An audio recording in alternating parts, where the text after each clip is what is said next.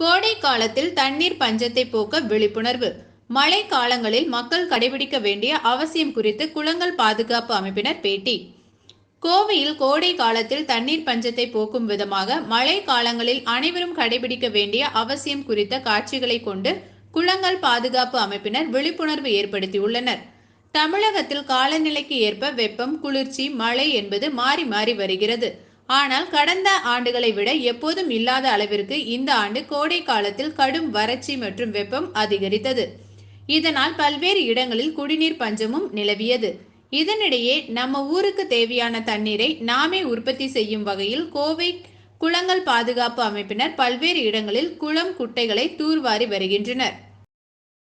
நம்ம last year CSR இனிஷியேட்டிவாக நாங்கள் Kovai குளங்களோட partner பண்ணி சின்னக்கோட்டை ரீஜியூனேட் பண்ணோம். இதை பற்றி மணிகண்டன் சார் சொல்வார்.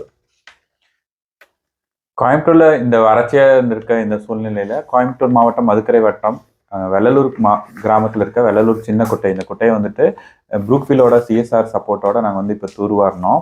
இந்த குட்டை ஒரு 2.5 ஏக்கர் பரப்பளவு இருக்குது. இந்த குட்டை குட்டை முழுவதுமாக மண்மேவி தண்ணி தேங்கறதுக்கு இல்லாத சூழ்நிலை இருந்தது. இப்போ ப்ரூக்ஃபீல்டோட சப்போர்ட்டோட நம்ம கோவை மாவட்ட நிர்வாகத்தோட அனுமதியோட இந்த குட்டையை தூர்வாரினோம்.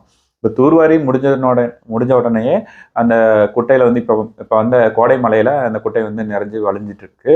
இதனால கிரவுண்ட் வாட்டர் ரீசார்ஜ் ஆகும். அந்த ஏரியாவில் விவசாய நிலங்கள்லாம் பலதும் ரியல் எஸ்டேட் மாறிட்டு இருக்காங்க. அது இப்போ விவசாயம் செய்யறதுக்கு எதுவாக இருக்கும்.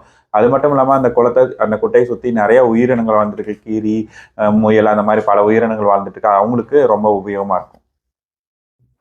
தூர்வார் மூலிமா 55 லட்சம் லிட்டர் தண்ணீரை கொள்ளளவு அதிகரிச்சிருக்கு. இந்த மாதிரி எங்களோட கோரிக்கை என்னன்னா, கோவை மாவட்டத்தில் இருக்க பல்வேறு குட்டைகள், சின்ன சின்ன வாட்டர் பாடிகளையும் தூர்வாரி வச்சோம்னா நம்ம இந்த